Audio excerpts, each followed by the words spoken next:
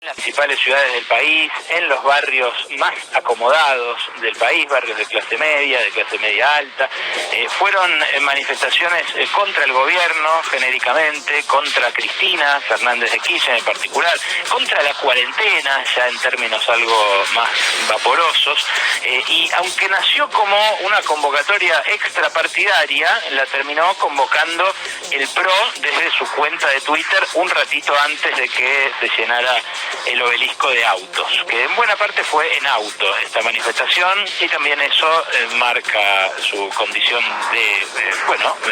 propia de una clase social que puede tener auto, y también de que no todos fueron tan estúpidos de ir a toserse o a mezclarse entre sí, sino que mantenían el receptáculo y la distancia social allí, en su motorización. Bueno, los editorialistas de los principales diarios llaman hoy al gobierno a escuchar este reclamo, pero escuchar implica decodificar, implica entender, y la verdad que las consignas que se vieron ayer eran tan diversas, tan variadas, tan inconexas entre sí, que es muy difícil que el gobierno las escuche. Basta ver los carteles que uno veía ayer en las transmisiones de los canales de noticias. Cristina presa ya, pedía uno. Basta de impunidad, pedía otro. Fuera la yegua. Ojalá desapareciera mañana Kicillof. No queremos más corrupción, no queremos más gobernantes ladrones. Basta de esta mentira del COVID, decía otro de los carteles. El virus es el marxismo, decía otra. Aguante Google, decía otra, para mí muy original realmente. Esta tenía que ver con la demanda que inició Cristina a Google, que nos contaba la semana pasada Noé, pero la verdad que ingeniosa, en una ventana de un auto. Otra que me llamó la atención, una señora que tenía un cartel que decía: estoy cumpliendo 88 años y quiero volver a ver el país que viví. Bueno, claro, no va a poder volver a vivir el país que vivió la señora de los 88 años. Las otras consignas, por lo dispersas, insisto, cuesta enhebrarlas en un mismo movimiento o en una misma voz, y a eso se le sumaron otras consignas machistas, anticientíficas, algunas antisemitas, que por supuesto no voy a reproducir. Ojo, no estoy diciendo que hayan marchado ayer solamente loquitos y loquitas, que lo sabía y en cantidad, pero no eran los únicos.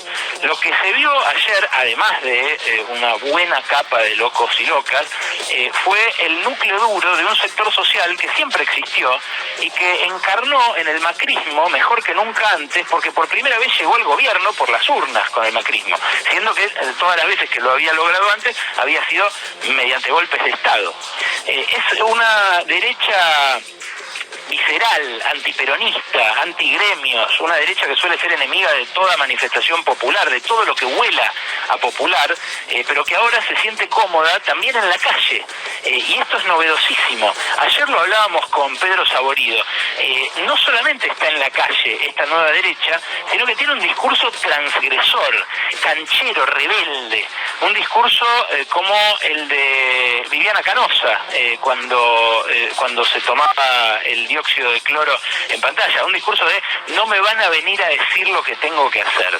Y eso, sumado a haber tomado la calle, le da una euforia inédita y la envalentona a esa derecha para hacerlo cada vez más.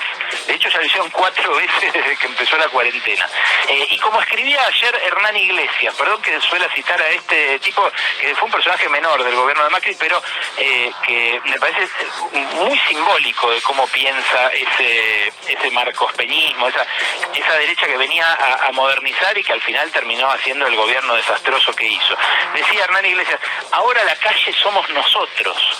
Y sí, es cierto, fue la más multitudinaria de las 4 marchas que ya se hicieron en cuarentena, pero ojo ahí, porque tampoco es una mayoría, es una minoría intensísima, más que intensa, intensísima, pero sigue siendo una minoría en el país. Y las elecciones fueron hace 8 o 9 meses en Argentina, no fueron hace 2 años, o está de algún modo diluida la representatividad que tiene el gobierno que fue elegido en octubre. Ahora, no hay diálogo, decía, no hay posibilidad de codificación, cuando la demanda es que la reforma es para asegurarle la impunidad a la yegua. ¿Por qué? Y bueno, porque no se puede incorporar eso, no se puede traducir al lenguaje parlamentario como se ha traducido en otras instancias en las cuales sí se puede dar una discusión con la calle. A ver, ¿a qué me refiero? Cuando hay una manifestación de trabajadores en contra de una ley, el Congreso revisa algunos artículos de esa ley y revierte eso que había movido a los trabajadores a protestar o a hacer una huelga. Cuando hay bloqueos de puentes, de movimientos sociales en algunos lugares, hay determinadas consignas concretas que cuando se da la contraprestación de eso, la protesta se levanta. Bueno, acá da la sensación de que no hay esa posibilidad de negociar. Y ahí aparece Macri, que en este sentido es como Viviana Canosa un poco, desde Saint-Tropez o desde la Costa Azul o desde Ramatuelle, desde Suiza, desde donde sea que esté en Europa, dirige la oposición a control remoto y la dirige en términos sociales, no en términos políticos, porque sigue siendo él el líder que necesitan los que agitaron la marcha de ayer. Si vos en la marcha de ayer preguntabas, por ejemplo, quién es, no sé, Emilio Monzó o quién es Nicolás Massot, bueno, nadie sabe quiénes son, nadie sabía en la marcha de ayer quiénes son los moderados del PRO, pero si preguntabas por Larreta, por ejemplo, te decían que sí, que el jefe de gobierno es un referente, pero que se está juntando demasiado con el presidente, con Alberto Fernández o con el gobernador Axel Kicillof. Es decir, lo de ayer funcionó también como un límite a esas palomas del PRO, o de Cambiemos o de Juntos por el Cambio, que, bueno, se mostró muy efectivo porque, de vuelta, aparecen esos dirigentes, los que gobiernan, a la defensiva y los otros aparecen a la cabeza de una marcha que recuperó la calle. Bueno, los periodistas militantes del macrismo, como, no sé, José del Río, pongamos, el subdirector de La Nación, o Diego Cabot, que ayer estuvieron arengando todo el día y ya sin esconder nada, sin disimular, como antes sí hacían. Ayer convocó a la marcha el diario La Nación de manera inequívoca. Bueno, ellos también son parte de ese machaque. Y Alberto Fernández cree que puede dialogar con ellos, que se puede referir a ellos o establecer un debate con ellos como si fueran prensa, como si fueran una posición, no sé, objetiva o imparcial, pero ellos quieren voltearlo, van a voltearlo, no hay otra intención en una marcha así tan difusa y tan favorable al caos. Ayer una consigna que podría haber englobado a todos es cuanto peor mejor. Si esto empeora se van a ir antes.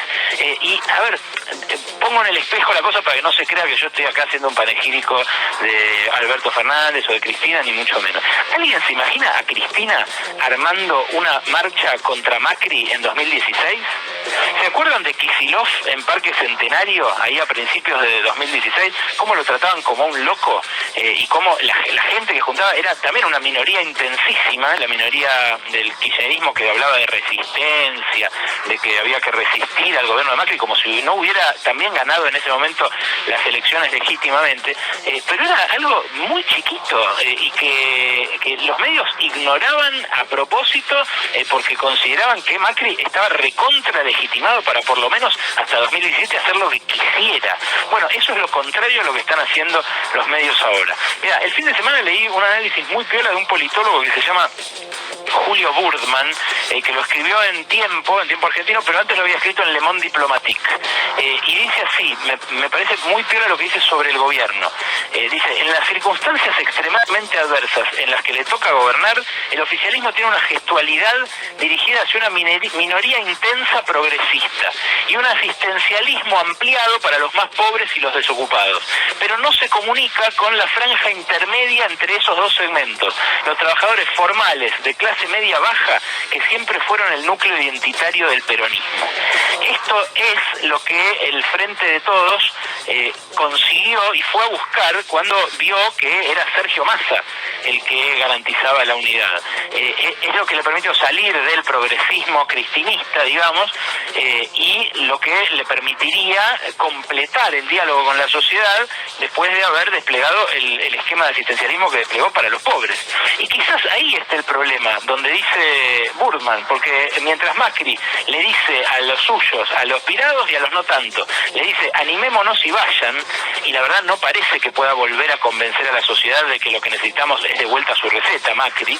Para algunos sí, puede recomponerse, para mí no, para mí fue tan desastroso que no lo puede ver, pero el gobierno, mientras tanto, transita su propio desconcierto, queriendo quedar bien con todos, con todas y con todes, empieza Alberto Fernández a perder apoyos que fueron decisivos para cortar con el que para mí fue el peor gobierno de la democracia. Ayer probablemente haya habido incluso alguno que, no sé si fue hasta el obelisco, pero alguno que miró con buenos ojos la protesta y que votó a Alberto Fernández creyendo que efectivamente Macri lo había hecho mal, pero que no quería que volviera Cristina o que volviera el kirchnerismo. Ahí, en esa dificultad de hablar con sectores de la sociedad, es donde florece esa bolsonarización, que como hablaba hoy con Noé, y ella me decía, la bolsonarización ya está, lo que falta es el Bolsonaro nomás. Bueno, asoma por supuesto una candidata a hacer eso, que es Patricia Bullrich. Ayer le hicieron la venia. Los policías ayer le hicieron la venia. La verdad, queriendo quedar bien con todos de vuelta, el gobierno empieza a perder apoyos decisivos. Y el animémonos y vayan de Macri, incluso a pesar de sus propios errores, puede llegar a depositarlo de vuelta en algún lugar de poder.